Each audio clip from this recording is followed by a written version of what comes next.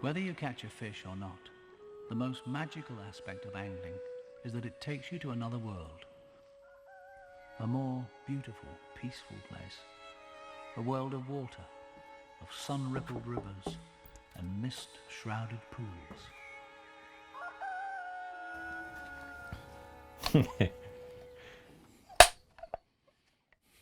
Well, good to see you, Hugh.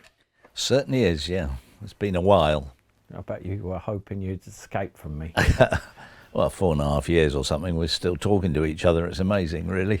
Yeah, amazing. But you were as professional as anybody ever has been, unlike Passion for Angling. Don't worry about it. You were there on time Don't for worry a about start. me. Well, that's how anglers know you, Passion for Angling, the genius behind Passion for Angling. And but I know there's so much more to your life than Passion for Angling. Nature, cameraman, and fishing itself. You're a fisherman yourself. So where did it all begin, really? Way back from Passion. I went to school at 8.5. I was singing for my supper in Ely Cathedral, so I grew up in the Fens for 10 years, and I just grew to love the Fens and all the wildlife. We used to cycle off over the headmaster's garden in the middle of the night to go fishing and bird watching with a mate, and just grew to love it. So rudd fishing and roach fishing, and one of the fish I caught when I first started was down on the Ouse at Ely, and I got this nice big roach. And so I was a roach angler for life then. I was made up. It was only 10 inches or so. It's probably actually 7 inches, but it grew a bit since then. But a wonderful roach, and so I was made after that. I was just You were loved it. always addicted to angling, and you always had a draw to Yeah, water. true. Yeah, I was encouraged by my granddad. He gave me a little fly rod, 6.5, and I caught a little, underneath the M25, a little brown trout, lovely with red spots. I always remember it underneath the bridge, a bit of worm. And I was sort of hooked then, and he encouraged me to go fishing, and I've still got that rod somewhere. Lovely.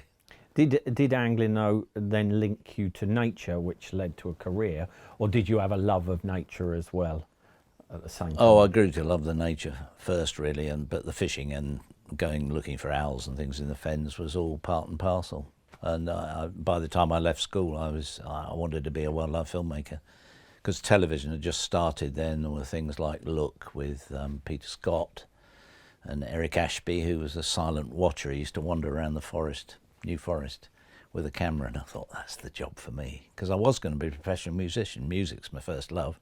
I was in the cathedral choir. Wasn't your father a composer? He was an orchestral conductor. Yeah, he used to conduct the proms and the like that. And I loved wildlife, and I became very good at French horn. I went to the Royal Academy of Music. But then this guy Eric Ashby, who's my hero, started doing these wildlife films. I thought, that's what I'm going to do. I'm going to become a wildlife filmmaker. So I went to film college, got a degree in filmmaking, managed to get into the BBC film unit and spent 9 years there, filming things like Doctor Who and Two Ronnies, Porridge. We did the trailer of Porridge and fell about laughing. We found it so funny. We thought this is going to be a success, and of course, well, the rest's history. And I did a lot of music programs, Beethoven and what have you. So that was a wonderful learning curve, working with some of the best cameramen. I was obviously clapper loader to start with, and then loading the film, and then I became operator. So on the big features with big cameras and Peter Sellers and the like, I filmed so I was learning my trade, but I was determined still. I never lost sight of the fact I wanted to be a wildlife filmmaker. So in the end, a job came up at the RSPB, and I was there about a year and then took over the film unit. So I was there for 5 years, making films there. And that built my reputation. And the last film I made there was Ospreys. And the whole industry thought, wow, geez, this guy's quite good. So that gave you an opening, did it, then, into freelancing? Yeah, well, you have to build a reputation so people trust you, because they put you on a plane to actually film something, and they want you to deliver. And the first job they asked me to do was Life on Earth, so I started at the top and been down ever since. Yeah. The first of the it was extraordinary. blockbusters. Yeah, the big Attenborough epics. I had to go to Africa, and I'd never really. Well, I had been abroad, obviously, doing normal documentary stuff and drama and what have you. But that was my first freelance wildlife filming, and it was to do a lion hunt.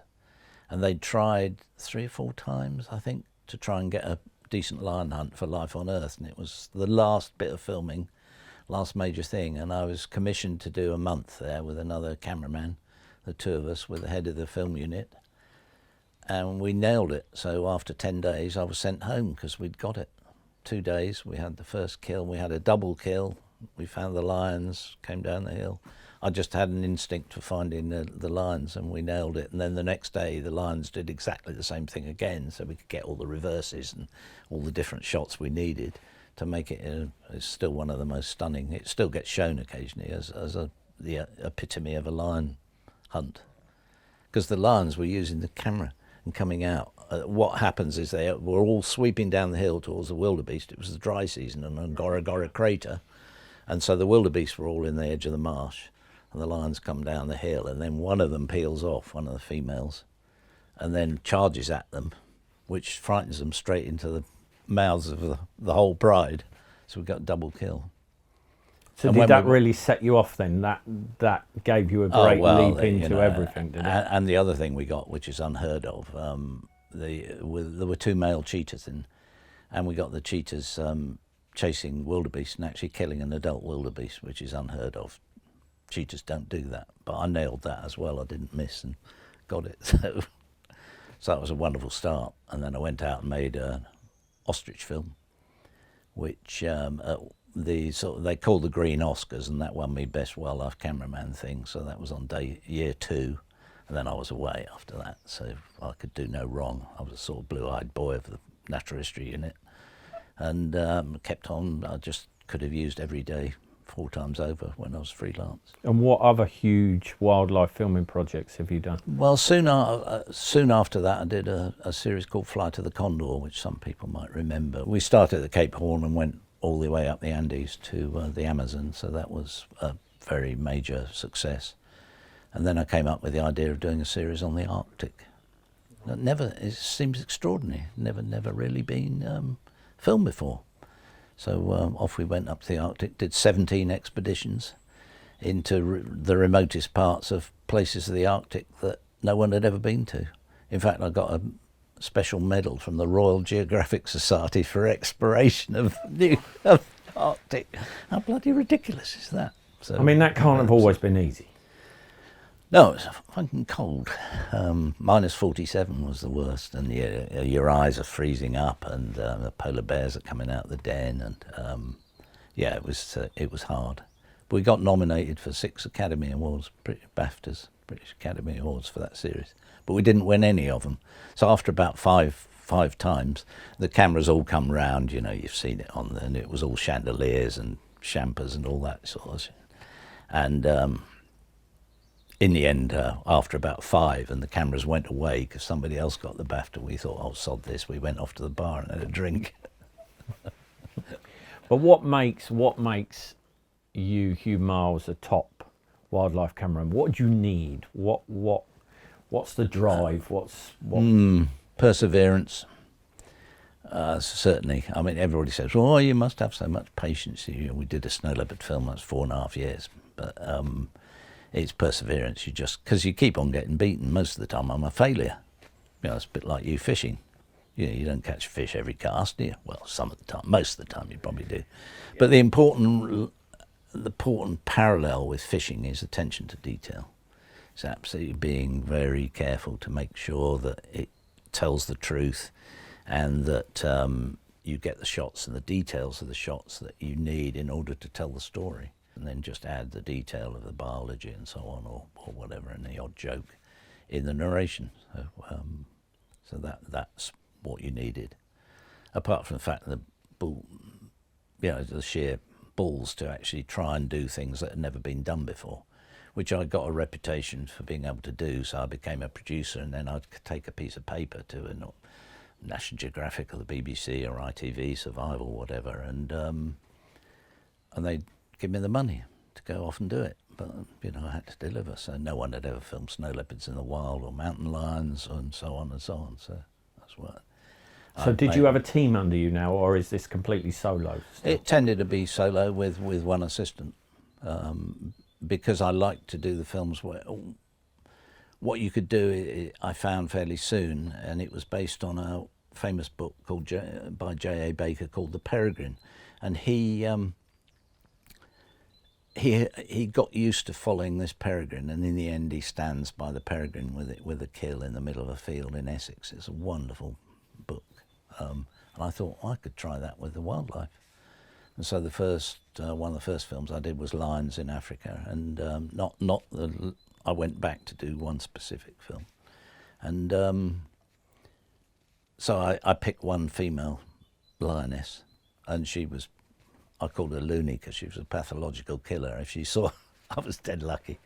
And you need a lot of luck, of course, which is one of the qualities you need. If she saw wildebeest, she'd just kill it. So in 19 days, we did a complete lion film with 6 kills in it. But no blood, it was for BBC One. I thought, you don't need the blood, as long as they pull the thing down, you don't need it eating all the guts and stuff out. So it didn't have a drop of blood in the whole half hour on lions, but a lot of action and the cubs playing and all the usual stuff. Was it ever dangerous? Did you get yourself any, close to the edge? I mean, I've worked with you and I know you're very driven and determined, and I would suspect in your younger days you would push it to the limit. Yeah, well, you have to. Yeah, if you're not living on the edge, you're taking up too much space. So, you know that. You take risks when you're fishing. You go out and try and do things that but people I'm not really planning before. anything to eat me. No, well, it makes it more exciting if you're filming stuff that's going to eat you. Did you ever feel vulnerable? Oh, God, yeah. I thought I was going to die a few times. The likelihood was, one was polar bears. We were up on the edge of the ice in a fire tower. And it was very old. It was 40 feet. There was all sort of steel cables, and we were in the hut at the top, and we got hit by a hurricane. And the thing, everything was falling off the roof. Everything got blown away on the shelves below, and we thought it was going to actually get blown over. There was bits flying off that hadn't done for years. And I lay there all night. And when you think you're going to die, you get wet palms. It's horrible. And if it had blown over, and that didn't kill us, we were surrounded by 40 polar bears all huddled in the 40? snow. 40. It's the place where they all gather. It's Churchill. It's famous polar bear capital of the world, and they're all waiting for the ice to form. And so they were all around us as well, and we didn't have any protection. And anyway, they would kill you. We survived. Oh yeah, they might. Because they're hungry, they wait to go out on the ice. Right. So when we went, we managed to get down the next day. This hurricane carried on blowing, and so we made a snow igloo. So we had somewhere to hide, and we got a gun and made this protection for us, and had water and food and stuff down there. But when we were arranging that, we had to stand back to back with a Magnum pistol, in case the pile of snow actually turned out to be a polar bear, because you couldn't see it was a whiteout. So that was pretty scary. Another time was filming man-eating tigers in Bangladesh. We were trying to film tigers in the Sundarbans. It's a famous place. It's an area of marsh and mangrove where the Ganges runs into the Indian Ocean. And so I was asked the BBC. I knew there was an element of risk about it. And asked the BBC if they'd take out life insurance for me, because I had 2 young children and Sue. And they said yes immediately. I thought, well, I don't know, this is sounding pretty scary for them to agree to spend money on me. Anyway, got out there and there was an amazing tension in the air. I thought, oh, what's happened here? They said, oh, one of the fishermen was taken by the tiger 6 days ago and eaten right in front of his family. I thought, oh dear. And you then had to go in there? Yeah, well, I mean, they poo-pooed it and said, well, there's only one. I said, I only need one. and I said, I must have a rifle. So they got me a Lee Enfield rifle, which is an old First World War sort of thing. I looked at it. Luckily, I'd been in the CCF, so I knew how to use the gun. And it was so full of rust, I thought, if I fire that, it's gonna kill us both. So I had a knife then. I thought, oh yeah, this is great, knife to knife with a man-eating tiger. And it actually, when it got really scared, I was in the hide one day filming other wildlife and the deer and what have you. And the tiger started coming and stalking me, and I was just had this little canvas box. And all you could hear was the heart going like this. And initially the birds were alarm calling as it was approaching, and then it went really silent. I thought, oh shit, this is right here. I couldn't hear it or see it. I didn't want to look out. Anyway, in the end, the tension relaxed and it went away. But I thought, again, it was the wet palms. I thought, this is not good. This could turn out rather badly. But, so that was another instance. And are you staying out all night? Would you be out on a shoot all night, sleeping out for days on end, like in the wilderness? Oh yeah, up a mountain or in the Arctic often. Yes, I did a film about mountain lions in southern Chile, and I habituated. It took me 4.5 months to habituate this mountain lion, or puma as they're known there, and it was wonderful. Absolutely, still brings me to tears really, because she got to trust me, and I'd come home for Christmas with the family, and I'd go back out there and she'd come out of her cave and she'd actually speak to me. Wow, a sort of a greeting, by way of a greeting. And she'd sleep 20 feet from me and I could walk along in the mountains with her. She was wonderful. But at one time I was sleeping out. She'd been on a kill and I'd been filming with night camera and the moon got covered by clouds. So I thought, oh, sod it, I'll just curl up on the ground and go to sleep. And I don't know how long I'd been asleep anyway. I suddenly heard this crunch of the gravel, and there she was standing over me, sniffing my head.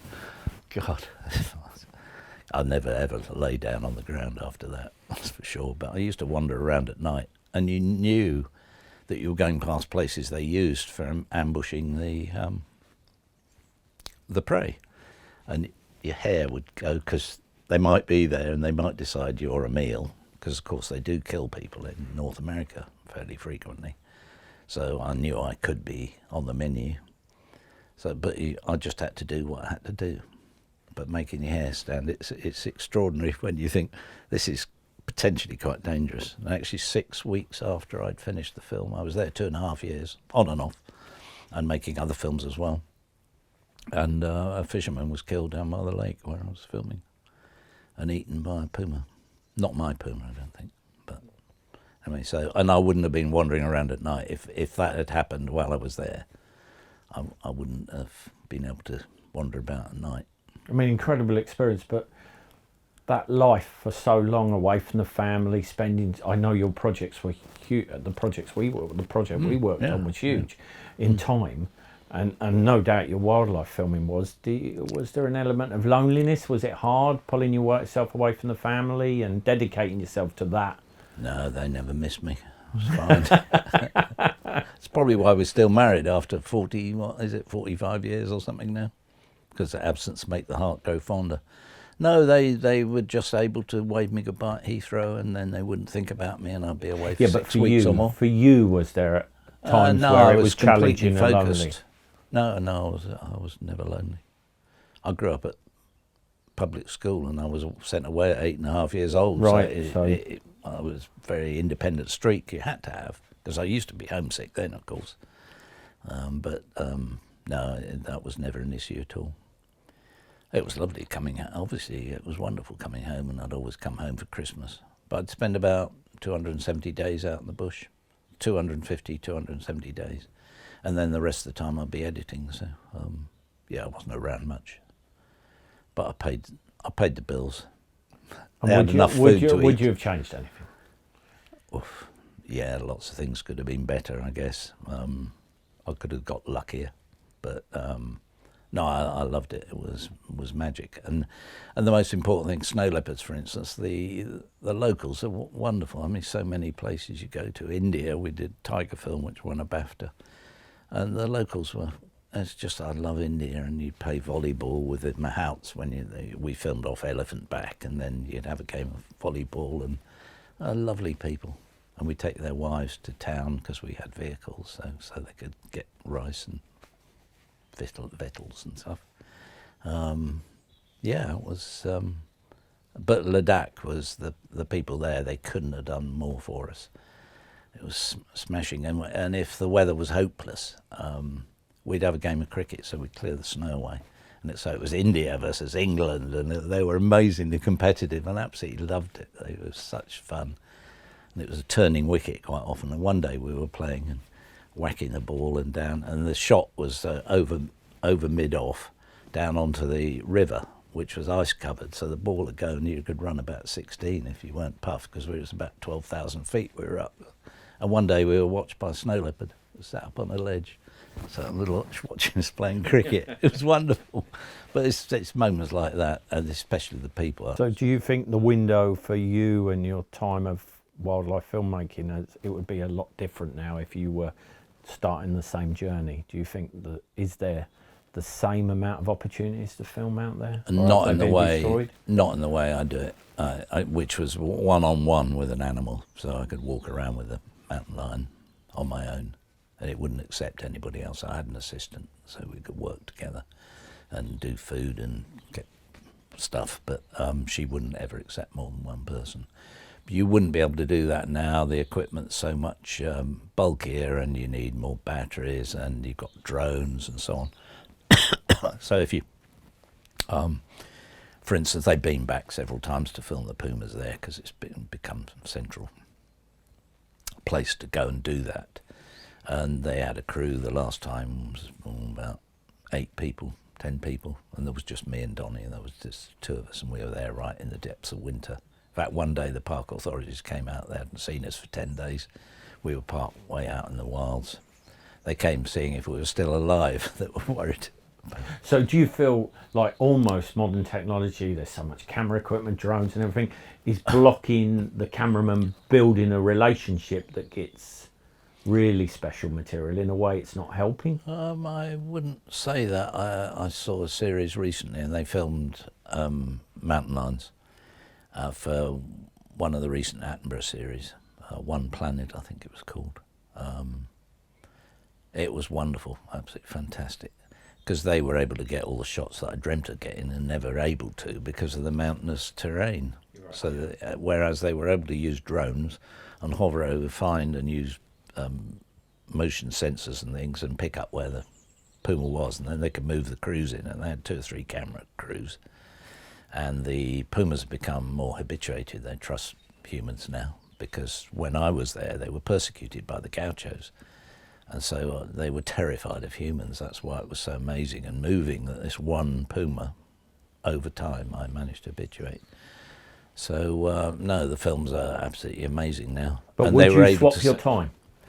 No, where you've had the closeness with the animals, you probably don't have it today. No, I loved the way. I have worked on big crews, obviously, and I've helped the BBC with another time they went back for pumas. So I was consultant, and I helped them with snow leopards as well. They wanted to film snow leopards, so I was able to tell them where to go and how to do it. Because when I started on snow leopards, it was thought to be impossible. No one had ever managed to film them because they're so elusive and there's so few of them. And the terrain's horrendous. I mean, as you're looking, it's right up there, sort of up to 15, 17,000 feet, and it's killer for altitude sickness. So we've established that you're an incredible wildlife filmmaker. You've made these wonderful films, BAFTA award winning. What was in your mind to team up with Chris Yates? Your biggest challenge ever. Yeah, that's as wild as it gets. Tell us the story of Passion. It was an accident. Initially, when I was at film college, I made a film about Dennis Pye catching. I'd made this story about this pike in the pub, and then I did it as a flashback. So I got Dennis Pye, the famous pike angler, to go out and catch one about the same size, 26 odd pounds. And we went out Hickling Broad all day. Anyway, he caught a 26 pounder to order. And so that was my first ever film in black and white. It's appalling, actually, but I wish I had a copy because it was hilarious. The filming was good, but the music I put on it was just, what was I thinking at the time? It was all so over-dramatised. And then I thought, I'd like to follow this up. And I was employed when I was at college by a company to do Tackle and Tactics with Peter Stone and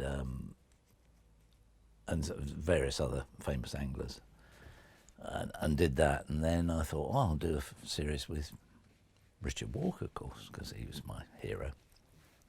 And I went out with Richard on trout fishing with Pete Thomas, and he was up for it. And so it's going to be a series of 6 half-hour films. And then at that stage I'd finished college and the BBC grabbed me. So I couldn't ever do it, sadly. Do you regret that? Oh, God, yeah. Oh, I'd love to have done that series. That would have been fantastic. We'd planned it out, Richard and I, as to what we were going to film in each programme. And Passion for Angling came up. So I always had this burning ambition to do another fishing film. Was Tom's River, did you do Tom's River? Yes, I did. Was that in before the early Passion? 80s. Oh, yes, Yeah. yes. Yeah, but that wasn't. That was semi-fishing, was it? Or not more? really, no. It was wildlife of Hampshire Avon. Right. But I loved that. I did that over about 3.5 years in between the major programmes. So it's one I was picking up bits as we went. So I'd planned a series of 3 one-hour films in the Himalayas, in Bhutan, the wonderful far-off land.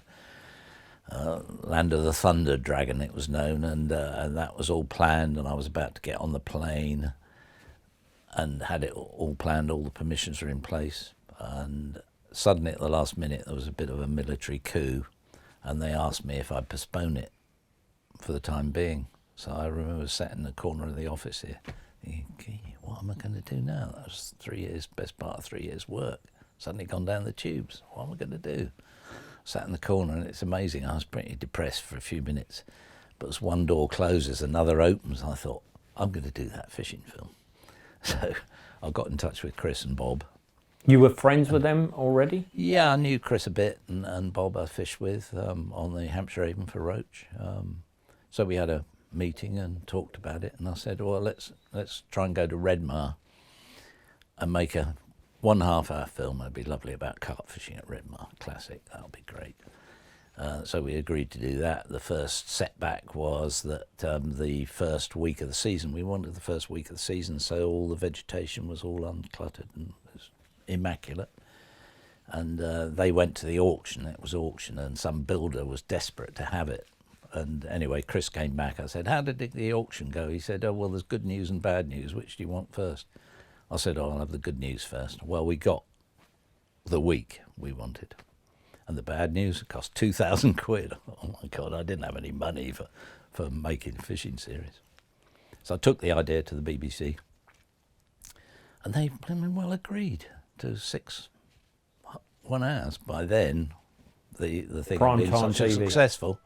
Primetime TV, he gave us 200,000. It cost 460,000 to make the series. So I had to keep on and on making wildlife films in order to have the money to pay for making Passion. So you were working on wildlife films all the time. You were trying to create. Yes, the Passion. Yeah, and having to go off. I did 1 long trip. Normally I'd keep a trip to 6 weeks because the family, so I'd come back and see the family. But I went to Antarctica for a long trip. I think it was 10 weeks or something, in order to earn enough money so I could pay for the next few sequences. Because when we went to Redmar, it was so extraordinarily successful. We had immaculate weather every day, exactly the same weather every day, and you know how important that is. The fish did exactly the same thing every day, so we could anticipate, we could plan the sequences as to what we were going to do. And we caught 4 23, 24 pounders. I thought, oh, blimey, it's and you've too got many for half an hour. classic scenes as and well. all the funny scenes with the scarecrow and the gudgeon match. Of all the great scenes in Passion for Angling, was it the scarecrow the best of them all? It was rather magical. Because it still gets me if I have to check a tape, somebody's complained about a DVD not working. And I sit there watching, and I thought at the time that I'd given Chris the cue to actually move. I thought he'd left it too long, but it's sort of magical. And then suddenly when he starts moving, that's a sort of hair-raising moment. Jumping out the tree was quite fun as well, with the carp on the end. But I loved the gudgeon match. That was super. The problem we had was because it was meant to be a half-hour film, we had these 4 20-pounders. And I thought I need to leave one out, but they were all different, of course. One was stalking at the edge, one was on boilies, one was out of the tree. And then one of them was Chris Yates's catching one on the top, and that was the first time in all the time he'd spent at Redmar that he'd ever caught a carp on a floater. So you couldn't leave that It's out. extraordinary, couldn't leave that out. So in the end it had to be a 1-hour film. And then so I got talking to the lads, I said, well, we can't sell a 1 hour, we could sell a 1 half-hour. I said, we need to make it into a series of 6 1-hours. And they thought because it had been so easy, we'd done one film in 10 days. No problem, they thought this should be a doddle. Silly boys. Yes. As you know, to your cost because of catching the impossible. And they found it difficult after a time because, of course, a lot of it wasn't nearly as easy as that. So the Redmar one went perfect. Everything went perfect. And then the first programme, that wasn't any good as a start of the series. So we had to construct and get sequences to sort of introduce the childhood dreams, the first one, with Chris's son Alex catching a little fish from the little farm pond. And then we followed the seasons basically after that. And for me, the best programme was the last one, Monster Myths. And I've seen it going away from me, across the back. It's as far across the back as my Labrador. With the stocking record, the Donnellini stocking Was there an records. actual monster in the lake? I know in the story there was, but genuinely... Yeah, there was. We did see it a couple of times, yeah. Was that a common mirror size? It was a common. It was enormous, and we saw its head a couple of times because I built a scaffold up in the trees so I could look down. And 1 or 2 of the sequences, Bob hooking a fish, and it just took him apart, was rather wonderful as well. And it was right by where they climb up the tree to look for the monster. No, the monster was in there. And but by then it was the last of the series, and they'd had so much of it by then. It was 4.5 years on and off, and I kept on having to go off filming in order to pay for the next bit of filming. I couldn't. Half the time I couldn't get them to go there. I could have caught Arnie, which was the next biggest one, which is 30-odd pounder, any number of times. But I could never, I was on the phone, please come now, you know, we could film this sequence. And did they find the process very challenging then of making? Well, they did. By the end, they'd had enough, yeah. And had you? It became difficult because I couldn't get them to commit to it as much as I was committed. Obviously we had to finish it. I had to deliver because I'd invested 200-odd thousand of our own money on the series. I had to deliver 6 1-hour films and getting them to finish the last film. But actually it's the film I like best, and it's the best story and most beautiful. So it turned out really beautifully in the end, in my view. And of course there was Jenny Muskett's music, which I absolutely loved. So I mean, she now does Hollywood, big blockbuster. Oh yeah, she was big time, yeah. And I would have liked to have used her in Catching, but I thought no, she's too big. She's over in Hollywood half the time. You know, I wouldn't be able to afford to get her to do the music for us. And she was really upset. She said, "Well, you didn't even ask me. I would have done it," because she loved Passion for Angling. So I mean, that music is wonderful in Passion, isn't it? Oh, it is. Yeah. It sort of like holds it all together. The narration as well, and yeah, with dear Bernard and his words, he's such a wonderful narrator. So and such a lovely man too. And in fact, in Catching, I'd have had him there much more often with you because you got on so well together, and the sequences were lovely when he was there, and he never failed us really. He got that lovely big pike from just up the road, on cue with the camera there. Yeah, he always delivered, which was fantastic. But he was busy on Doctor Who at the time, so we couldn't get hold of him half the time. So we had to make do with the sequences we did do. Because it's surprising, many people, he doesn't appear at all in Passion for Angling, actually, visually, does he? No. But so many people are surprised by that when I tell them. Oh. So his voice must carry... He feels as if he's there. Because he's there, they go, well, he was in it. His presence. Bernard was actually never in it. So back to Passion, were you finding when you were doing the process of Passion for Angling, was that more challenging than a wildlife, working with a couple of anglers, trying to push them on and yourself on, and fishing. Was that harder than, say, out with your Puma, or just different? Just different. I'd done a lot of drama, so I was familiar with directing actors and getting their eye lines right and getting the dialogue and so on. We sort of made it up as we went along, but I had a plan for some of the sequences, so I was able to construct the sequence. So we had the introduction, them walking into the scenes, and then the interplay between them, and the jokes sometimes made up or else they were planned, and the gags that were pulled off. One of the difficulties was after a time it looked as though it was going to be successful, so there was competition between Bob and Chris. I mean, Bob wanted to be the star. I can't believe Chris was in a competition. No. I mean, Bob he was in bed. yeah, getting him up to actually film was one of the challenges. But yeah, Bob became a bit competitive, so he was trying to undermine Chris, which is very difficult because you're trying to make it all pally and lovely, and they were good friends and stuff. But I have to say they worked so hard on that series, and that's one of the reasons it was successful. They worked really hard and they did tremendously well, and they got quite good initially. Their acting was pretty dire, but we sort of got away with it, and then bit by bit, and they got to be completely natural in front of the camera, because as you know, it can be challenging at times, being pretending you're doing what you're doing and actually not doing it. So it had its challenges, partly to get Chris up in the mornings and partly to keep that relationship going. And then the writing of it, it was a creation between Bob and myself. I wrote lots of it and did lots of the editing.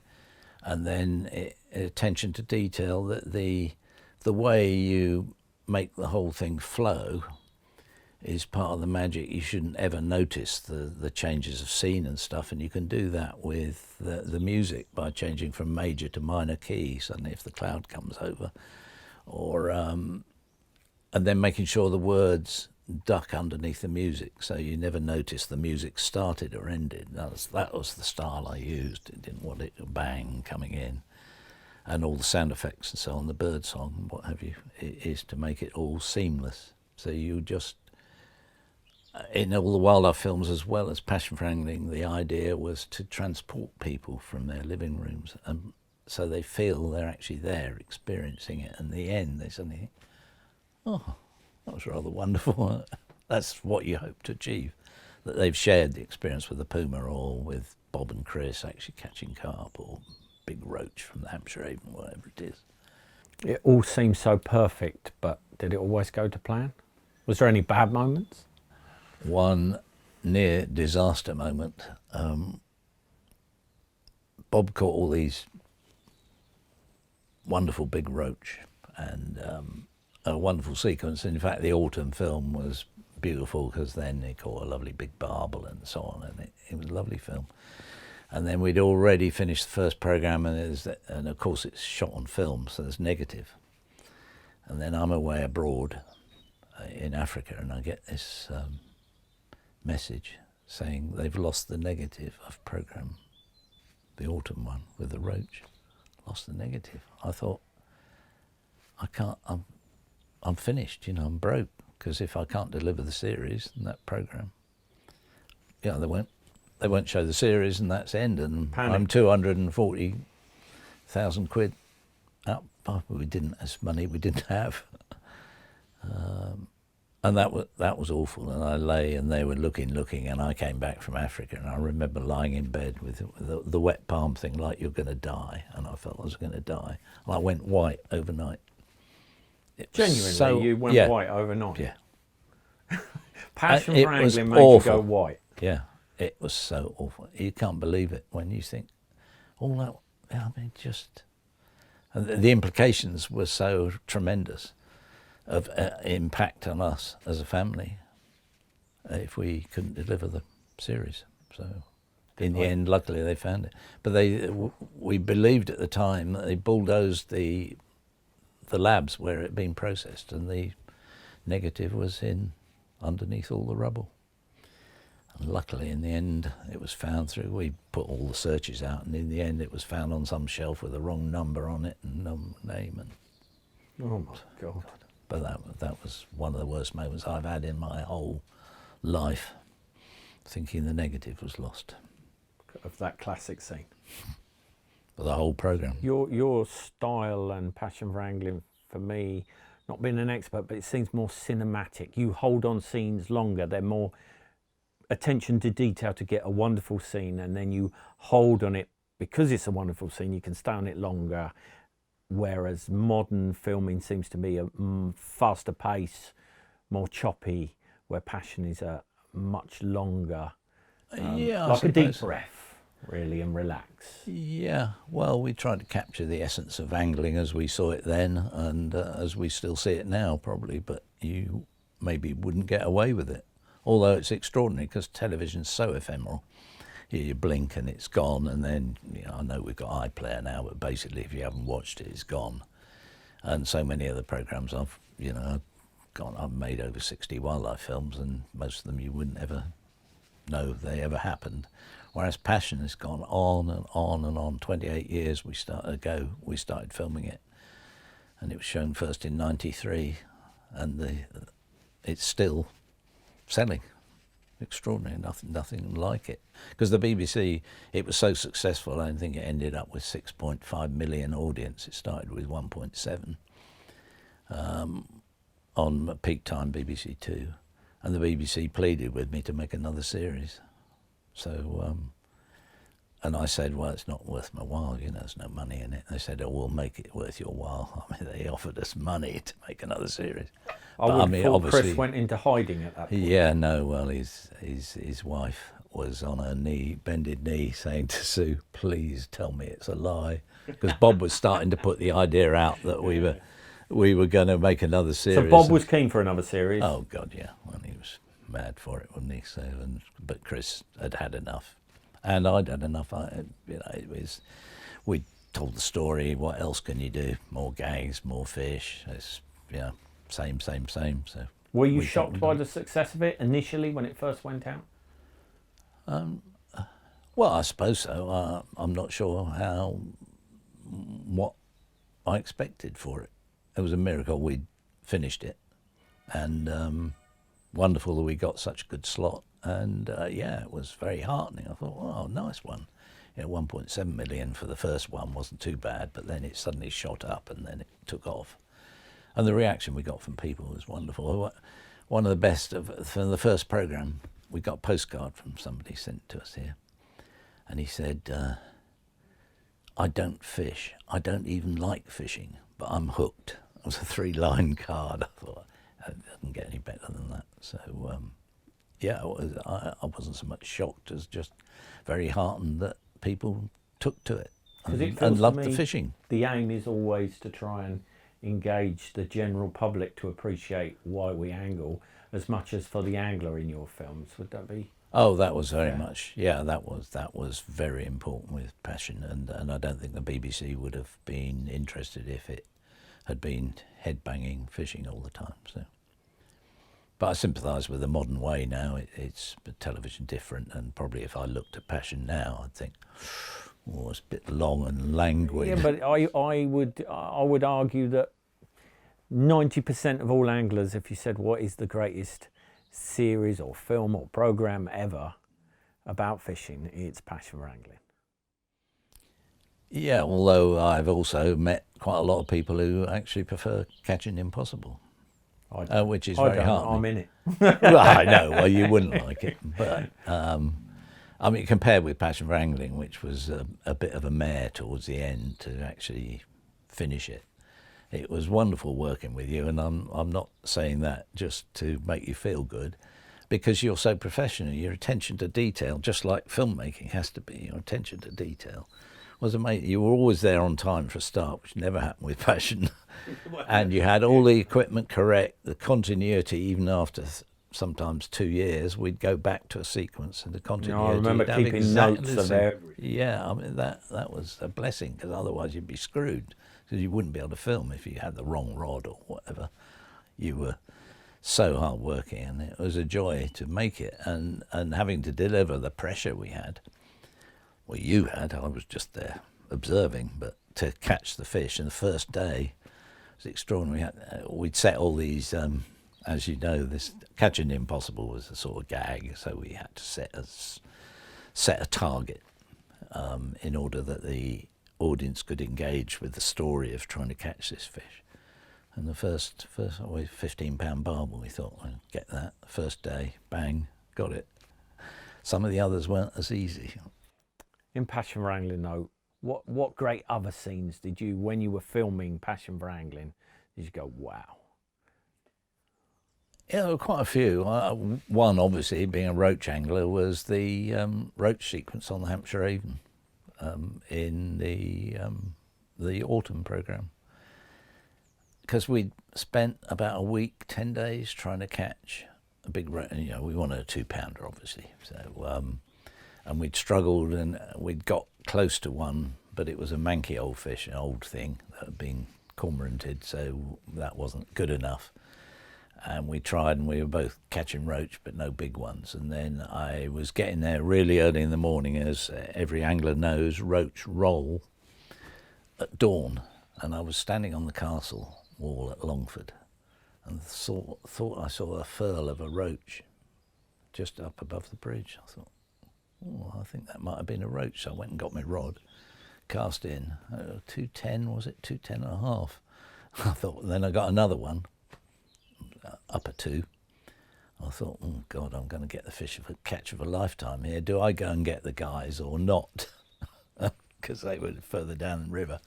So I suppose better be professional. So I went and got them, and of course the rest is history, because Bob sat down in the swim where I'd been catching and caught the 10. So you were quite involved in the fishing element as much as the filming element? At times, obviously, that was one of the few times I found the fish and caught some before we actually started filming. It was full-time enough, actually, dragging the camera gear around and getting them in place on time and in the right light. Because so much of Passion, it was all about how magical the light could be. So we spent hours and hours and hours just not filming, waiting until the light was right, or doing it really early morning or late evening and so on. That was part of the essence of, for me, the success of Passion, because it was the essence of how beautiful the English countryside can be.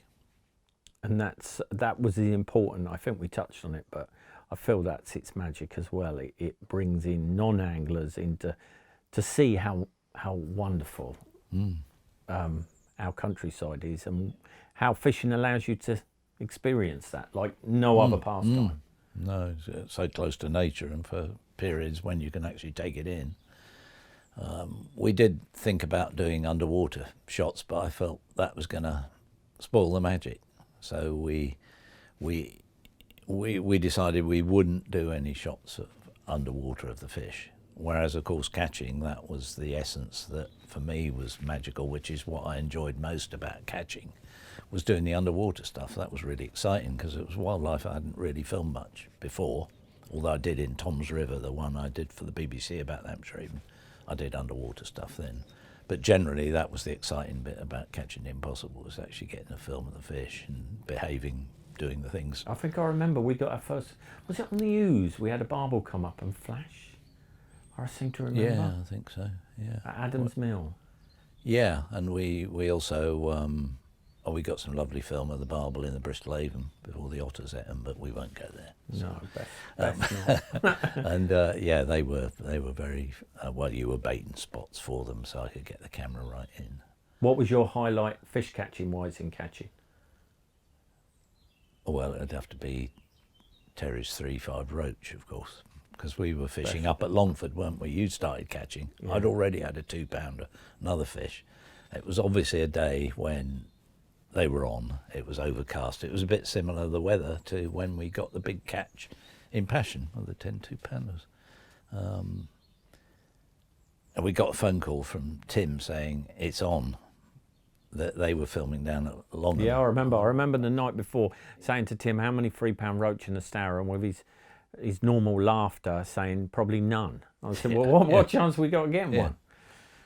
Yeah, because that was the target. It was a 3-pound river roach. I mean, that was the crazy impossible, and that was impossible. So we weren't expecting to ever get one. So we went down. I think Tim had already had a 2-pounder by the time we got to Longham, because we had to pack up, and we were a bit miffed about that because we were catching nice big roach as well. And then they were taking it in turns, and the trot beforehand,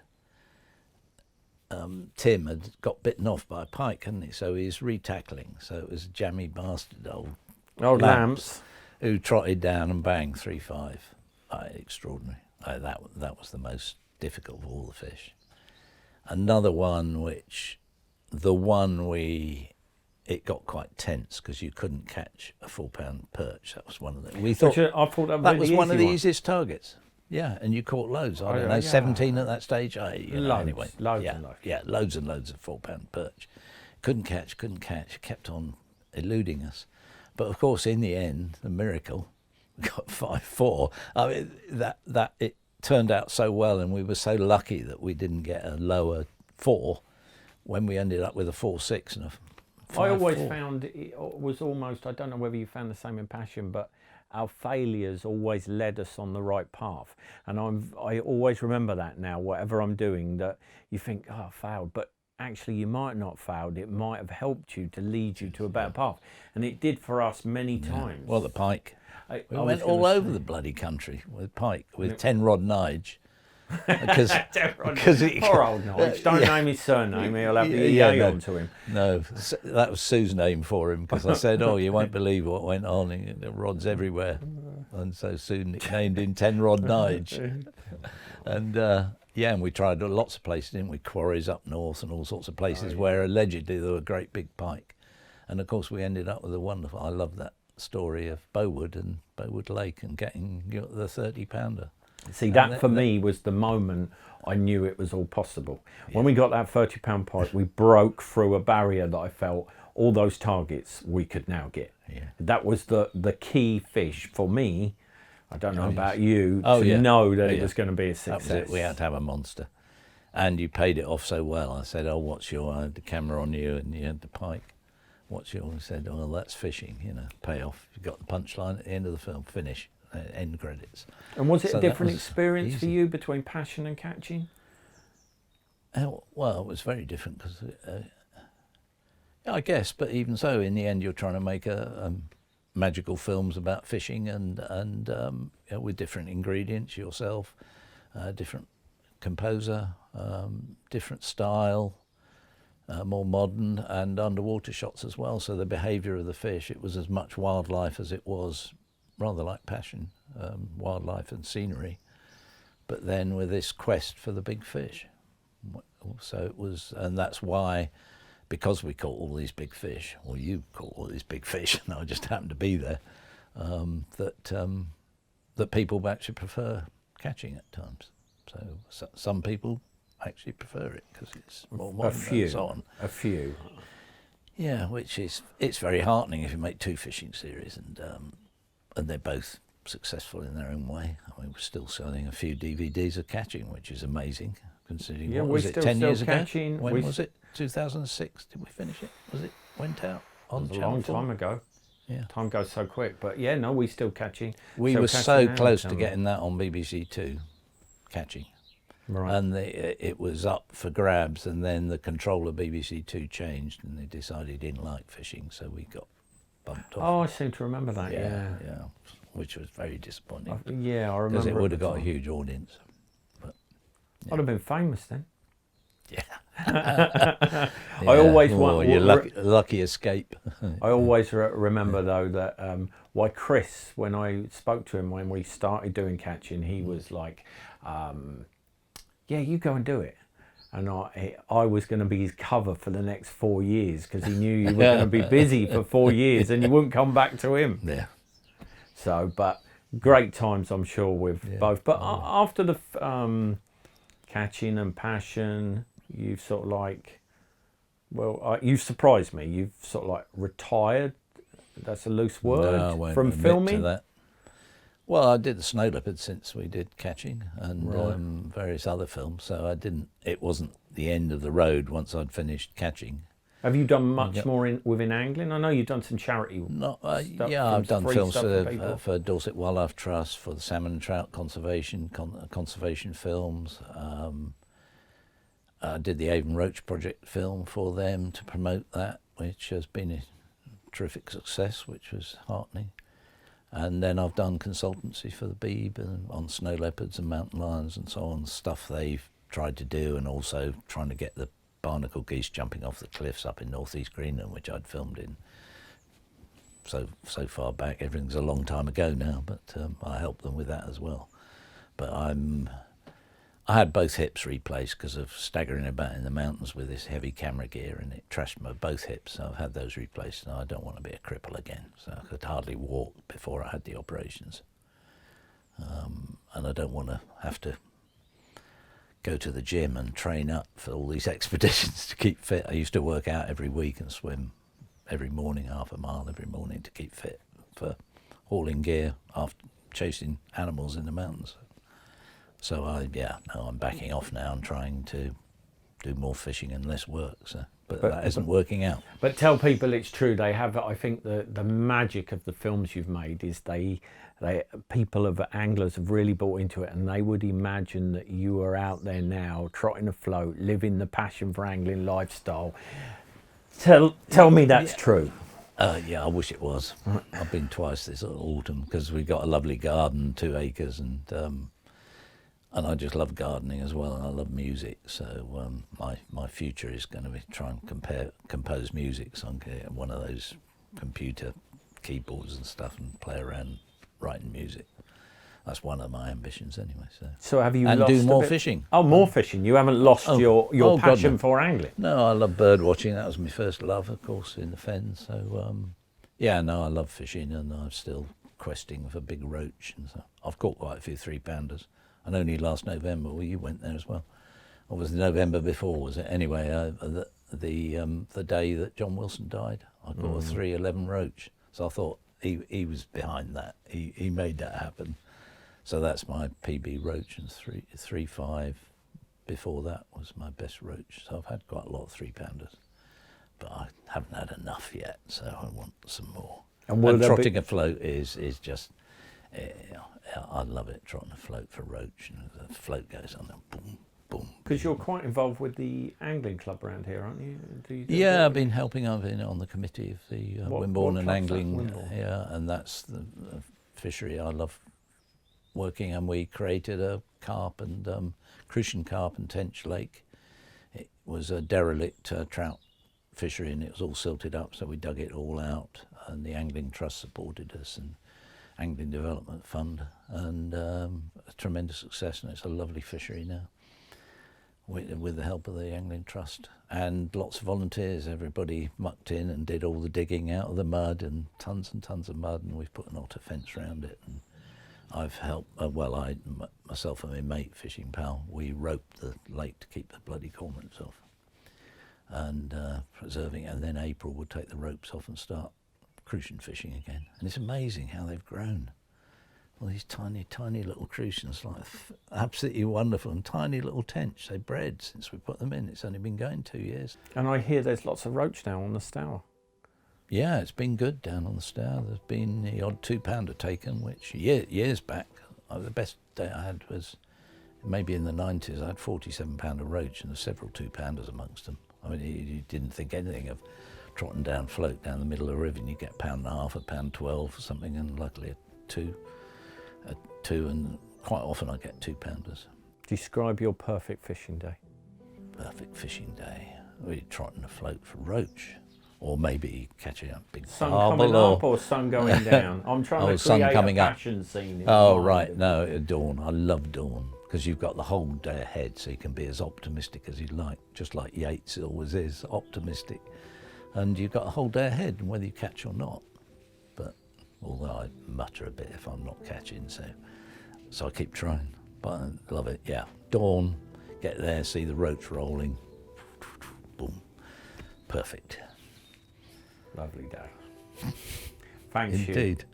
Thanks Pleasure. for spending time with me. Thanks for, I've learned so much from you, and also I think from all anglers, Thanks for making some wonderful films. Well, thank you. Cheers, you. You were very patient. Catching it impossible.